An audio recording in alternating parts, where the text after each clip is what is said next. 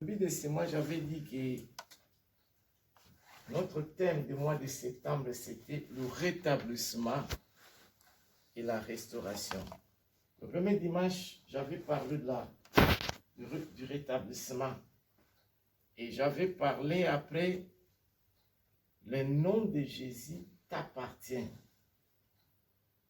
Et le dimanche passé, j'avais prêché sur la grandeur, la puissance du nom de l'Éternel. Et ce matin, je dois parler pour clôturer ce mois de la restauration. Je dois parler de la restauration, pourquoi? Parce que il y a quelque chose qui doit être restauré dans nos vies. Si vous êtes là pour être restauré au nom de Jésus-Christ de Nazareth. Comme j'ai dit que vous n'êtes pas là en vain. Si vous êtes là, c'est parce que vous êtes choisi, sélectionné. Quand on dit la sélection, par exemple, notre équipe de France, donc on sélectionne le meilleur joueur de chaque poste pour défendre notre équipe nationale. Donc, vous êtes sélectionné ce matin pour que vous soyez ici. Alors, notre texte que nous allons lire se trouve dans Marc. Se trouve dans Marc 10, 46 à 52. Je dois donner la définition de la restauration. Je dis que notre thème que je dois développer ce matin, c'est la restauration. La restauration vient du mot restaurer. Mais c'est quoi? C'est réfectionner. Restaurer, c'est la réfection. C'est rétablir. Donc, rétablissement, comme j'avais dit le premier dimanche. C'est une nouvelle vigueur. C'est réparer, remettre en bon état. Comme j'avais dit le mardi, si on dit qu'on va réparer cette maison, donc si on répare ici, exemple on est aujourd'hui, si vous repassez après 1 mois, 2 mois, la manière que vous avez vu la première fois, le mur, ça ne sera pas le même.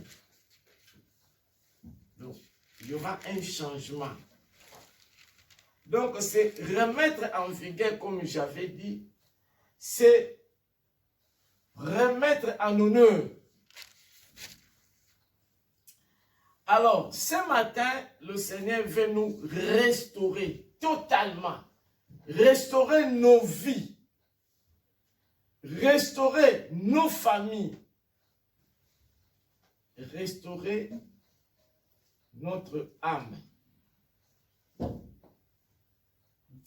Alors,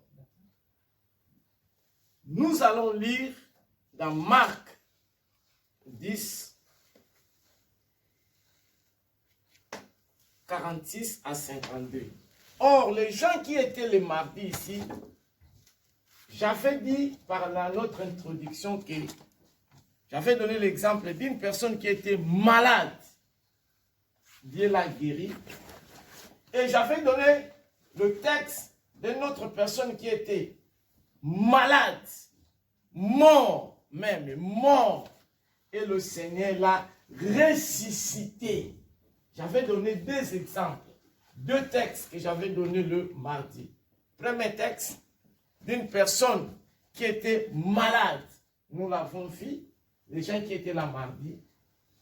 Et le Seigneur l'a guéri dans sa maladie. Et deuxième exemple d'une personne qui était mort même. D'abord malade, après malade, mort. Après ça, on l'avait même préparé pour l'enterrer. Et le Seigneur l'a ressuscité, l'a rétabli, l'a restauré. C'était Tabitha. Alors, je ne dois pas retourner de nouveau sur le texte que nous avons étudié mardi. Et nous allons recommencer aujourd'hui notre texte de ce matin. Marc chapitre 10, 46 à 52, Jésus. Amen. Ils arrivèrent à Jéricho. Et lorsque Jésus en sortit avec ses disciples et une assez grande foule, le fils de Timée, Bartimée, mendiant aveugle, était assis au bord du chemin. On nous dit ici, on nous parlait de qui? De Bartimée. D'abord, Bartimée, on nous dit, il était qui? Mendiant. Mendiant. Donc, il faisait la mendicité. Demander. Donc, il était vraiment en difficulté vu sa situation. Deuxièmement, il était qui? Continuez. Il était aveugle. Très chers frères et sœurs, nous ici en France, ça va. Dans nos pays, si tu es aveugle, terminé, comme on dit en portugais, acabou, terminé. Donc, moi je vous dis, j'ai assisté à un frère qui est mort dans mon pays. Il n'était pas aveugle. Il était seulement handicapé. Mais ce frère-là, il avait des possibilités. Il donnait même l'argent aux gens pour aller faire les affaires, et puis on lui donne le quoi? Les intérêts. Les intérêts, exemple, moi, je prends 50 000 € à maman Eugénie, et maman Eugénie, elle achète des affaires ici en France, pour aller, exemple, les revendre en Portugal.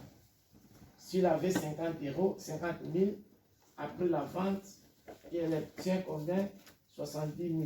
En 70 000, nous allons diviser les 20 000 là, maman et Eugénie 10, moi aussi 10. C'était son travail qu'il faisait. Il avait la possibilité. Mais, il était humilié de son handicap. Bien qu'il avait des possibilités, il n'avait pas pu supporter parce qu'on le disait mal.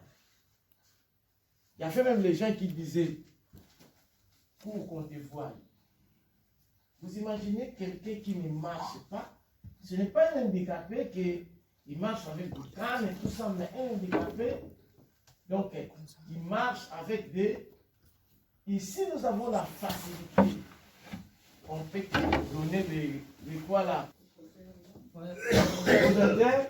Fauteuil roulant, mais lui n'avait même pas la possibilité d'avoir le fauteuil roulant. Il marchait comme ça. Vous voyez? Il marchait comme ça. Et les gens se moquaient de lui. Les gens lui en parlaient mal. Il n'avait pas pu supporter. C'est empoisonné. Mais il avait l'argent. Il avait la possibilité. Continuez, ma sœur. Il entendit que c'était Jésus de Nazareth. Et il s'est mis à crier. Bartimée avait entendu que c'était Jésus qui passait. Et qu'est-ce qu'il a fait? Il s'est mis à crier. Il s'est mis à crier. Fils de David, Jésus, aie pitié de moi. Plusieurs le reprenaient pour le faire taire. Mais il criait beaucoup plus fort. Fils de David, aie pitié de moi. Jésus s'arrêta et dit... Ce matin, notre devoir, c'est de crier à Jésus-Christ dans notre détresse, dans nos difficultés, dans nos soucis, dans nos problèmes. Pourquoi? Pour que le Jésus puisse nous secourir, nous restaurer. Ce matin, comme Bartimée, on nous dit que Bartimée, qu'est-ce qu'il a fait? Il a crié. Il a crié. Il a crié. Il s'est mis à crier pour sa situation, pour son problème. Il était aveugle. Mais il a entendu que Jésus passe. Et ce matin, Jésus passe dans notre chemin.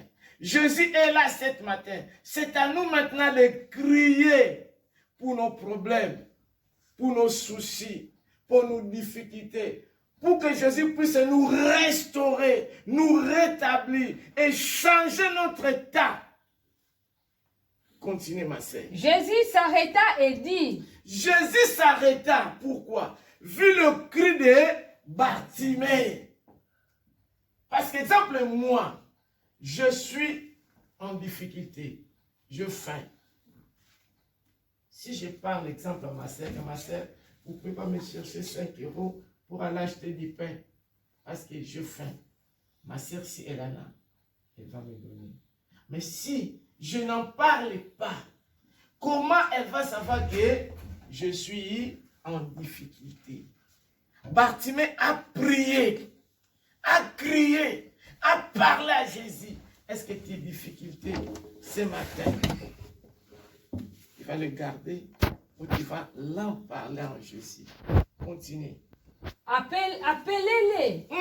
Jésus a dit, appelle cet homme. Appelle cet homme. D'abord, il y avait l'empêchement de la foule. Il était aveugle. Vous savez, quand Jésus marchait, avant d'atteindre Jésus, il y avait d'abord ce disciple tout autour de lui. Ce n'était pas facile. Hein? Deuxièmement, il y a la foule. Il y avait la foule partout où Jésus passait. Il y avait une multitude de gens qui voulaient seulement voir Jésus. Qui voulaient seulement que non, si je pars là où il est, il y aura quelque chose qui va se réaliser. Donc la foule, ce n'était pas facile pour que Jésus puisse entendre. Mais Bartimée a fait la violence de faire tout de façon que Jésus puisse l'écouter, l'entendre. Continuez. Ils appelèrent l'aveugle en lui disant, prends courage, lève-toi, il t'appelle. Prends courage ce matin. Prends courage pour ta situation, pour tes difficultés, pour tes soucis. Prends courage. Lève-toi. Jésus est à ton côté. Jésus est ensemble avec toi. Quelle que soit la durée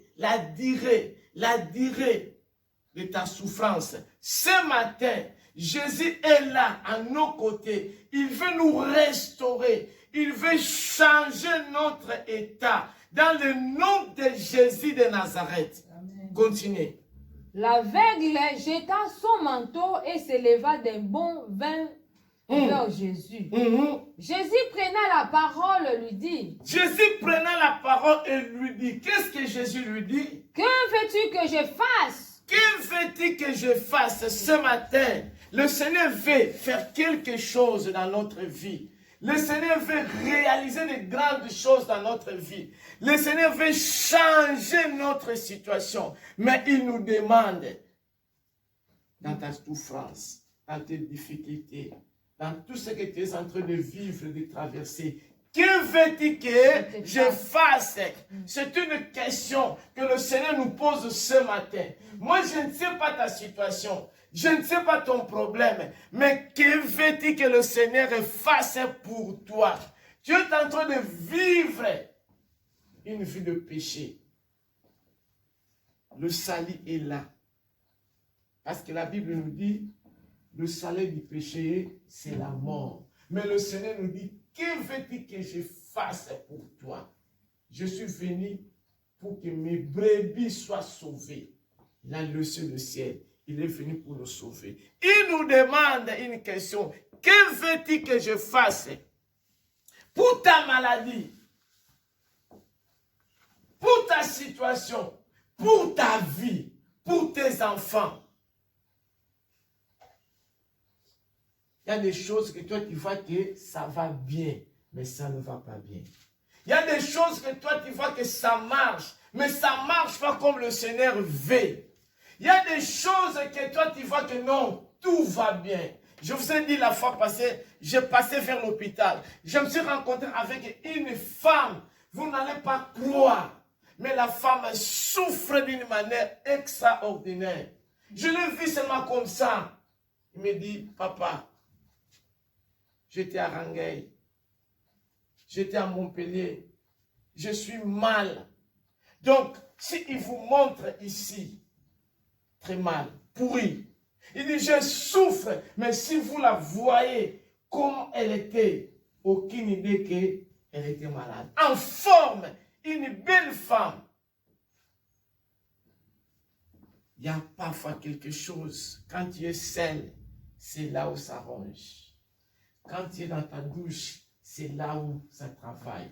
Quand tu es dans ta chambre, c'est là où ça ronge. Mais parfois, les gens te voient très bien, dans de belles voitures, bien habillé, tu roules dans de belles voitures, tu as la nationalité française, tu as tout ce qu'il faut, mais parfois il y a quelque chose qui est en toi, que le Seigneur ce matin veut te restaurer.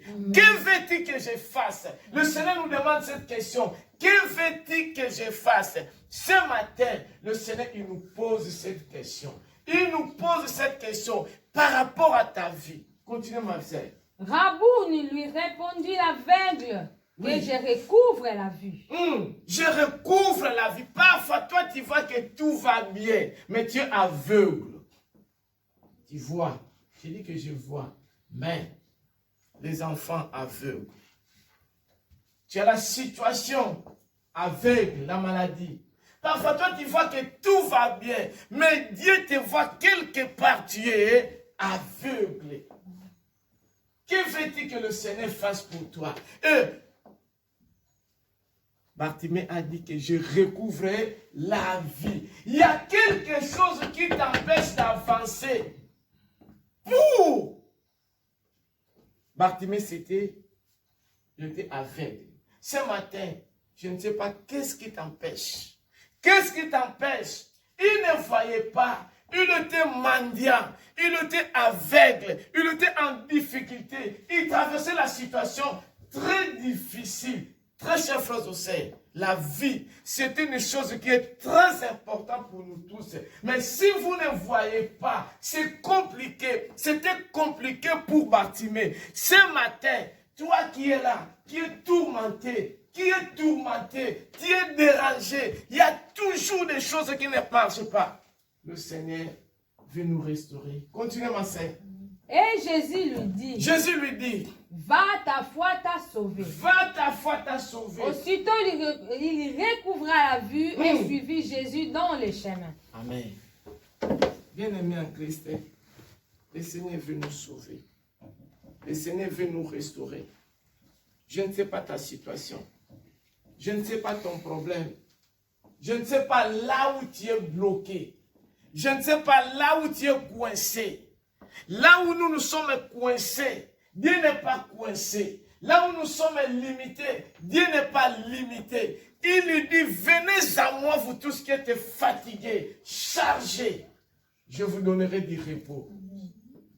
Nous allons lire 1 Pierre 5, 6 à 7. 1 Pierre 5, 6 à 7. 1 Pierre chapitre 5, 6 à 7, je lis au nom de Jésus. Humiliez-vous donc sous la puissante main de Dieu. La Bible nous dit, humiliez-vous. Humiliez-vous sous la puissante main de Dieu. Afin qu'il vous élève au temps convenable. Courbez-vous. Courbez-vous. Humiliez-vous sous la puissante main de Dieu, afin qu'il vous élève au temps convenable, au temps fixé. Je ne sais pas le problème que tu as. Bartimée, il est venu chercher le Seigneur. Il s'est humilié. Il avait en lui l'humilité de venir chercher le Seigneur. Et qu'est-ce qu'il a fait? il est venu chercher le Seigneur. Après, qu'est-ce que la Bible nous dit? Déchargez. Et déchargez-vous sur lui de tous vos soucis, car lui-même prend soin de vous. Déchargez-vous sur lui tous vos soucis, car il prend soin de vous. Bartimée, il était en difficulté. Il s'est déchargé. Il a cherché le Seigneur. Il est venu se décharger. Il savait que non, trop c'est trop. Je souffre. Je passe le moment difficile. Je suis mendiant. Je suis aveugle. Il faut que je puisse me décharger. Et il a donné ses difficultés, sa souffrance en Christ. Et le Seigneur l'a sauvé. Ce matin, le Seigneur veut nous restaurer. Le Seigneur veut changer la situation de nos vies. Le Seigneur veut changer la situation de tes enfants. Le Seigneur veut changer la situation que tu es en train de vivre. Tu es aveugle d'une manière ou d'une autre. Tu es aveugle. Tu es aveugle. Tu es aveugle. Tu peux dire que je vois, mais il y a quelque chose qui coince. Il y a quelque chose qui cloche en vous. Il y a quelque chose qui cloche dans ta famille. Je voulais vous dire une vérité. Je vous ai dit que j'étais parti visiter Christine à l'hôpital. Christine, elle est 100% française. Elle n'est pas comme nous, que nous sommes venus. Vous avez la nationalité française. Oh, vous êtes de là. Christine est 100% française. Vous le connaissez. Christine est française. Née en France. Grandie en France. Travaillée en France. Retraitée en France. Chaque année, mois d'août, elle tombe malade. Chaque année, mois d'août, elle tombe malade. Et si elle tombe malade, à l'hôpital, compliqué. Il y a des choses, parfois, qui n'est pas normales dans nos vies. Parfois, ça ne vient pas de vous. Ça vient de tes parents, de tes grands-parents. Il y a des choses. Mais la Bible nous dit, si le Fils vous a affranchi, vous serez réellement libre. Vous serez réellement libre. Ce n'est pas seulement pour les Africains. Oh non, il y a toujours des zigzags. Il y a toujours des zizanies pour les Noirs. Non. Même en Afrique, même en Europe, même en Amérique, il y a des choses parfois qui ne marchent pas. Vous imaginez, chaque année, mois d'août, malade. Nous étions avec ma sœur, le mois de juillet, elle était tombée malade. Nous sommes partis à l'hôpital. Même, Christine même s'est retirée même de l'hôpital. Mais ça lui a rattrapé tout. Il y a des choses à couper. Vous voyez que non, trop c'est trop. Non, non, non, non, non, non, non, non. Il faut chercher le Seigneur. La Bible nous dit, Isaïe 55, versets 6 à 7. Cherchez l'Éternel, invoque-le, car il est plus près de vous. Il y a des choses, non, non, non, non, non. Ça ne peut pas continuer en toi. Ça ne peut pas continuer à tes enfants. Vous imaginez, tous les années, depuis qu'il est né, chaque année. Moi, j'ai étudié avec quelqu'un ici, français. Il est né ici. Mais il n'avait même pas au niveau du collège. Malade, malade, malade. Il n'a pas d'étudier. Même il est en formation. Au moment seulement de valider sa formation, il est malade. Mais français.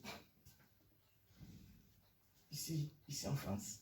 Il y a des choses. Tu es aveugle. Il faut chercher le Seigneur pour que le Seigneur puisse écarter ces choses, anéantir ces choses, enlever ces choses, abolir ces choses au nom de Jésus de Nazareth. Le Seigneur veut nous restaurer ce matin. Il y a quelque chose qui cloche en toi ce matin. Comme Bartimée a cherché le Seigneur. Il a écouté que le Seigneur passe par là. Il dit que non, je dois le chercher pour qu'il puisse résoudre ma situation. Qu'est-ce que la Bible nous dit?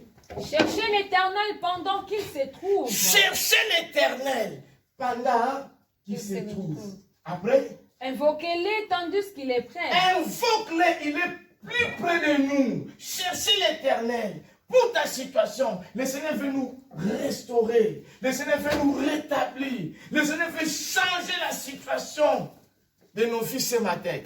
Je ne sais pas quelle est ta situation. Parfois des maladies héréditaires.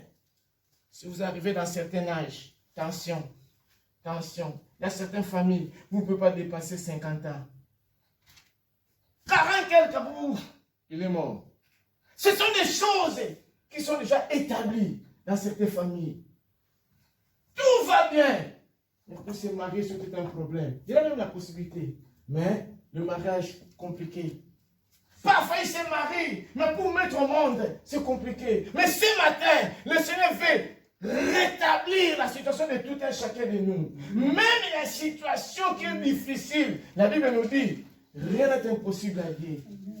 Avec Dieu, tout est possible. Que le méchant abandonne sa voie et l'homme d'iniquité ses pensées. Qu'il retourne à l'Éternel, qui aura pitié de lui, à notre Dieu qui ne se lasse pas de pardonner. Le Seigneur a pitié de nous. Le Seigneur a pitié de nous. La Bible dit, cherchez l'Éternel pendant qu'il se trouve. Invoque-le. Il est plus près de toi. Le Seigneur ne voit pas tes péchés. Parce que la Bible nous dit, tous ont péché. Tous ont péché. Et nous sommes privés de la gloire de Dieu. Raison pour laquelle Jésus est venu pour nous sauver. Il pardonne le péché, quel que soit le péché que tu as fait. Quand tu viens en lui, il pardonne. Il a dit à Bartimée, jette! Le Bartimée a jeté même son manteau. Ça montre quoi? La difficulté, c'est qu'il peut l'empêcher pour aller vers le Seigneur. Il dit que j'abandonne pour être plus souple, pour atteindre le Seigneur. Parfois, il y a des péchés qui t'empêchent. Parfois, tu es culpabilisé. Je fais ça. Mais ce matin, le Seigneur, il pardonne tous les péchés. Même si tu as tué, même si tu as avorté, même si tu as fait quoi. Ce matin, le Seigneur, il pardonne. Et il nous donne la restauration. Il est là pour nous restaurer ce matin. Il ne voit pas le péché que tu as fait. Mais le fait de venir à lui, de lui chercher, le Seigneur veut nous donner la vie. La vie, une vie en abondance, une vie éternelle pour que nous soyons sauvés. Le Seigneur veut nous restaurer comme il a restauré Bartimée. Mais il veut qu'on puisse d'abord lui chercher, de s'approcher à lui. Très chers frères et sœurs, il y a des choses qui se passent dans nos familles. Il y a des choses qui se passent dans nos vies. Il y a des choses qui est déjà créées, qui est déjà établies. Mais ce matin, le Seigneur veut nous faire sortir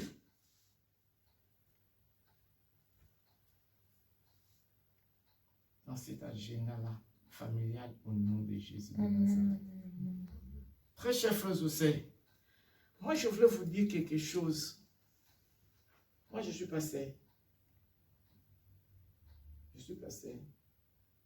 J'ai mon grand frère qui est pasteur.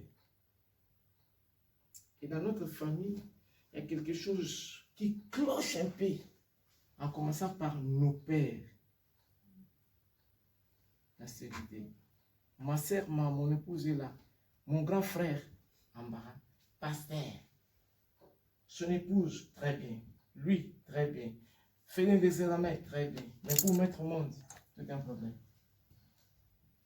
Cherchez l'Éternel. Cherche l'Éternel. Moi-même qui vous parle, elle est là, mon épouse. Nous sommes mariés, ça ne marchait pas. Mais je fais les examens, tout va bien. Les docteurs, tout va bien. Je dis que non, on va prendre le temps dans la prière. Et ils sont là, les enfants. Il y a des choses, il faut chercher l'Éternel. Dans la prière, fais la violence.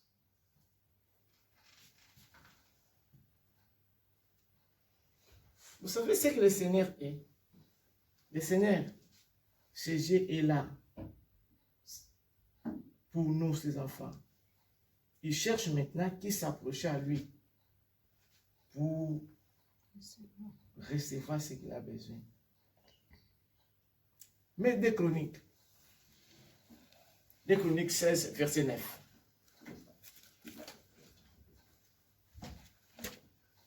Des Chroniques, chapitre 16, verset 9, je le nom de Jésus. Car l'Éternel étend ses regards sur toute la terre pour soutenir ceux dont le cœur est tout entier à lui. Car l'Éternel est comment? Étend ses regards. Il étend ses regards sur toute la terre. Après, pour soutenir ceux dont leur cœur est tout entier en lui. Très cher frère aussi, le Seigneur veut qu'on puisse s'approcher, donner d'abord notre cœur, comme Bartimée. Il est venu totalement. Ce n'est pas que quand il vient, tu laisses ton cœur dehors, tu entres à l'église. Non. Le Seigneur fait d'abord notre cœur. Pour que tu sois restauré, d'abord ton cœur. D'abord ton cœur.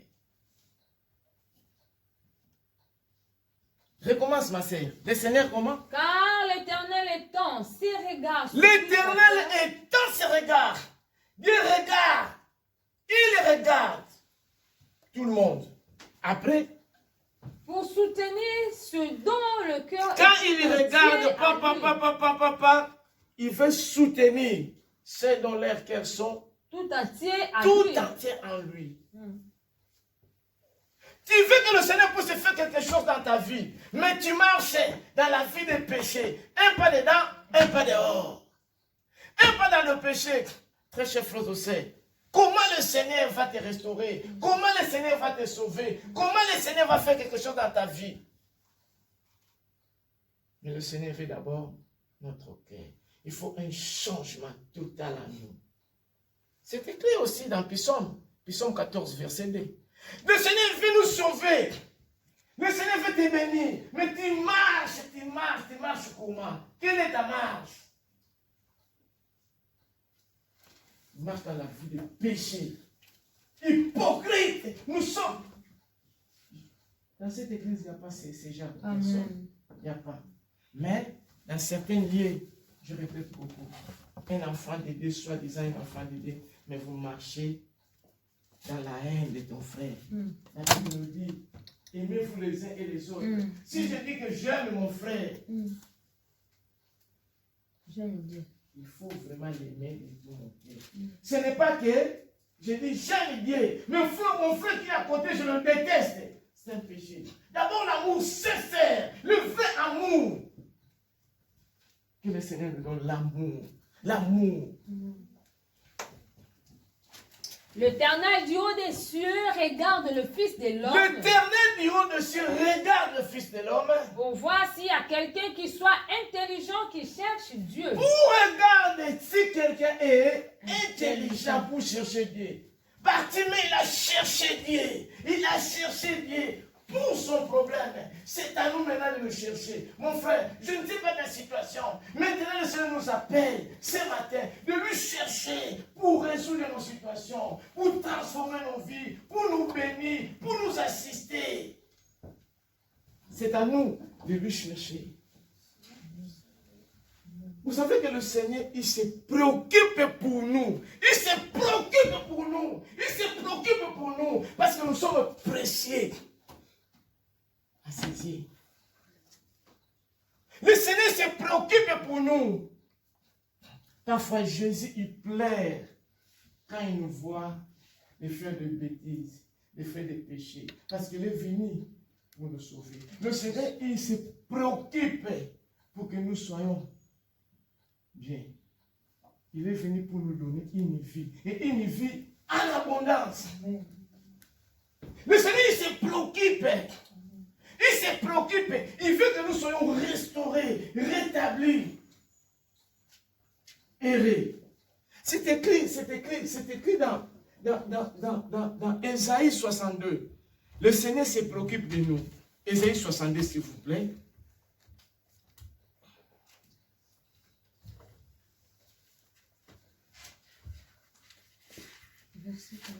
Ésaïe 62, nous allons commencer des versets 1 à verset 5, s'il vous plaît. Pour l'amour de Sion, je ne me tairai point. La Bible dit, hein, pour l'amour de Sion, pour l'amour que Dieu est pour toi, Amen. Pour l'amour que Dieu est pour toi, parce qu'il a laissé le ciel pour que toi tu sois sauvé. Pour l'amour que Dieu est pour nous, il dit, il fera quoi? Continuez. Il ne se taira point. Il ne se taira point. Pour l'amour que Dieu a pour toi, il ne se taira point. Il va travailler pour que comme tu es aveugle, tu puisses recouvrir la vie. Pour l'amour de Jérusalem, je Pour l'amour que Dieu a pour toi, Rachel. Pour l'amour que Dieu a pour toi, Farid. Pour l'amour que Dieu a pour toi, et Jenny. je ne prendrai point de repos. Je ne prendrai point de repos. Donc le Seigneur, il veut travailler. Amen. Le Seigneur, il faut que ta situation puisse être résolue. Il ne prendra pas de repos. Donc il veut que toi, tu sois heureuse, tu sois joyeuse, tu sois bénie. Il dit, pour ton amour, pour l'amour que j'ai pour toi, je ne prendrai pas de repos. Jusqu'à ce que son salut paraisse. Jusqu'à ce que ton salut paraisse. Jusqu'à ce que ta situation soit résolue. Le Seigneur ne prendra pas de repos. Il dit, jusqu'à ce que ta situation soit équilibrée. Ta situation, ta maladie, transforme en guérison. Paraisse comme l'aurore et sa délivrance comme un flambeau qui s'allume. À cause de toi, le Seigneur ne sera pas en silence. Il va travailler. Amen. Il veut résoudre ta situation. À cause de toi, pour l'amour qu'il a pour toi, le Seigneur, il ne sera pas en silence. Il veut travailler. Alors les nations verront ton salut. Les nations verront ton salut. Aujourd'hui, le Seigneur vient encore libérer ce que Satan tient captif, détruit. Donc ce matin, le Seigneur veut démontrer sa puissance dans ta vie au nom de Jésus, comme il a fait pour Bartimée. Ce matin, le Seigneur veut manifester quelque chose dans ta vie. Mais le Seigneur nous appelle de venir. Quelle que soit notre situation, quelle que soit notre condition, à cause de toi, Dieu ne gardera pas silence. Il ne tiendra pas silence. Dieu ne veut pas se taire. Dieu ne veut pas être en repos. C'est quelqu'un comme quelqu'un qui n'est pas tranquille. Il veut résoudre ta situation. Et tous les rois ta gloire. Et l'on t'appellera des noms nouveaux. On t'appellera un nom nouveau. À travers ses cris, à travers tes cris, comme il a crié Bartimée, à travers tes cris, Dieu veut changer ta situation. Et l'on t'appellera des noms nouveaux que la bouche de l'Éternel déterminera. Il veut te donner un nom nouveau, un nom nouveau, un nom nouveau, un nom nouveau. Recommence encore. Alors les nations verront ton salut et tous les rois ta Dieu veut gloire. nous donner un nom nouveau. Dieu veut nous glorifier. Dieu veut nous gloire dans notre vie. Et l'on t'appellera des noms nouveaux que la bouche de l'Éternel On déterminera. t'appellera un nom nouveau que la bouche de l'Éternel déterminera. Amen. Bartimée, il a dit, je vais Recouvrir la vie. recouvrir la vie. Donc, si tu étais humilié, il y a eu des échecs, il y a eu des déceptions, il y a eu des quoi là, mais c'est maintenant, le Seigneur veut changer ça.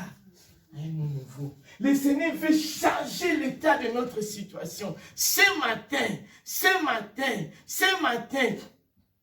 c'est à nous de faire appel, comme Bartimée a fait. Le Seigneur veut transformer. Tu étais nommé qui? Tu es dans quel verset? J'ai repris 2, maintenant j'ai 3. Tu Continue. seras une couronne éclatante dans la main de l'Éternel. Tu seras une couronne éclatante dans la main De l'Éternel.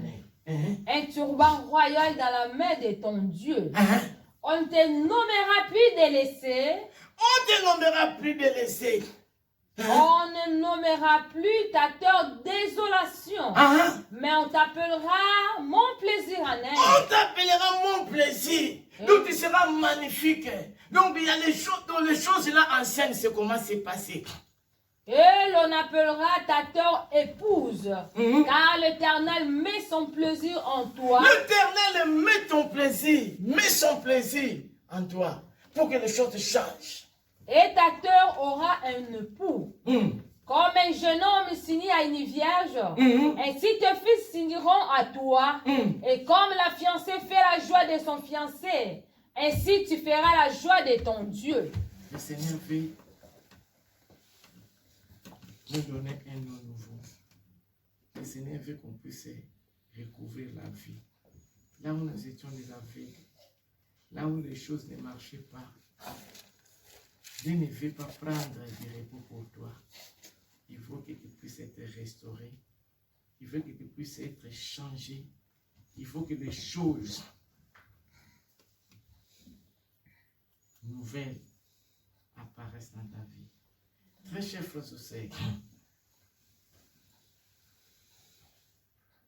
nous avons un Dieu véritable, un Dieu qui agit, un Dieu qui fait des choses sans nombre.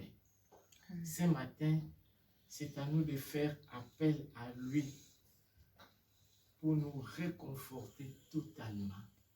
Il veut nous donner un nom nouveau.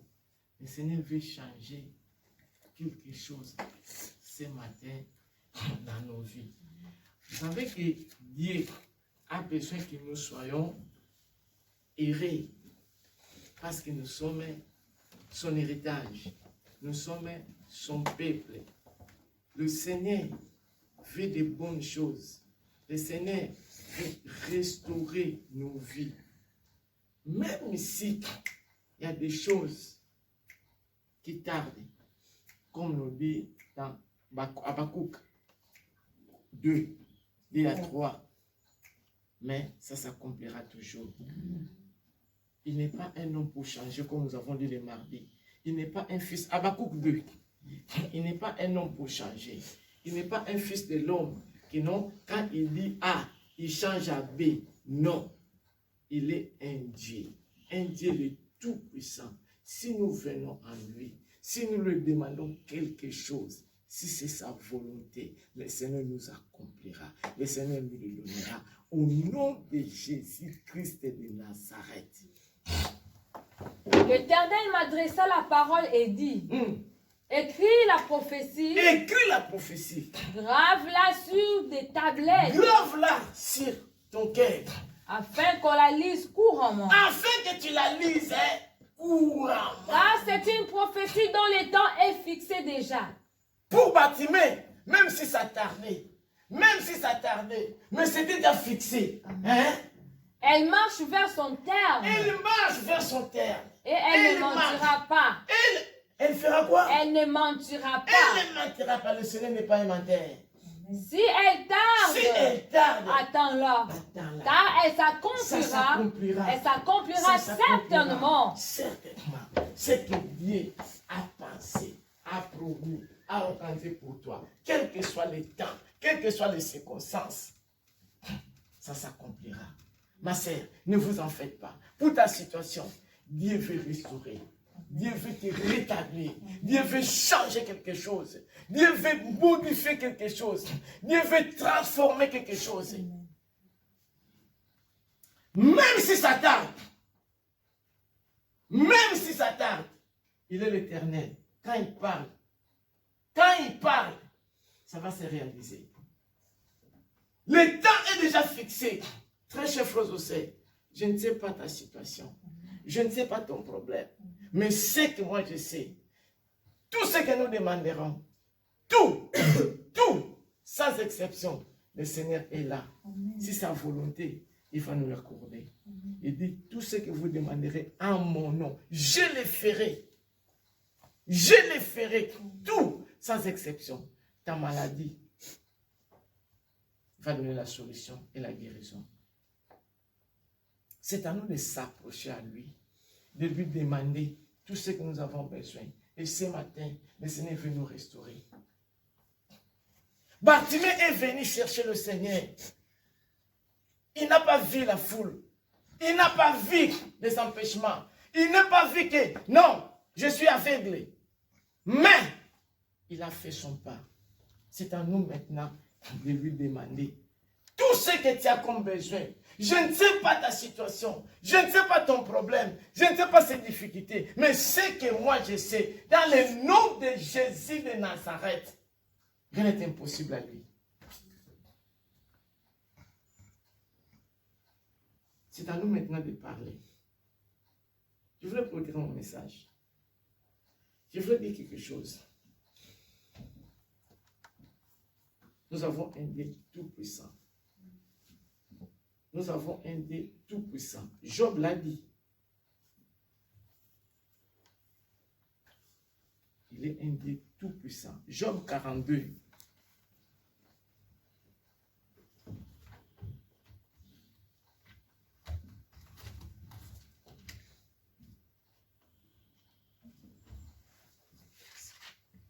Job 42. 1 à 2. Job, après avoir passé sa souffrance, ses difficultés, qu'est-ce qu'il dit? Job répondit à l'Éternel et dit. Job répondit à l'Éternel, comme c'était le cas de Bartimée. Elle était aveugle, mais elle a compris qu'il y a le Seigneur qui passe. Même pour Job, Job était malade. Il a perdu ses enfants, il a perdu tous ses biens, mais il reconnaissait qu'il y a un Dieu tout-puissant. Il dit, je reconnais que tu peux tout et que rien ne s'oppose à tes pensées. Il dit, tout est possible à Dieu. Tout est possible à Dieu. Je le sais. Tu peux faire tout. Rien ne peut s'opposer à ses pensées. Amen.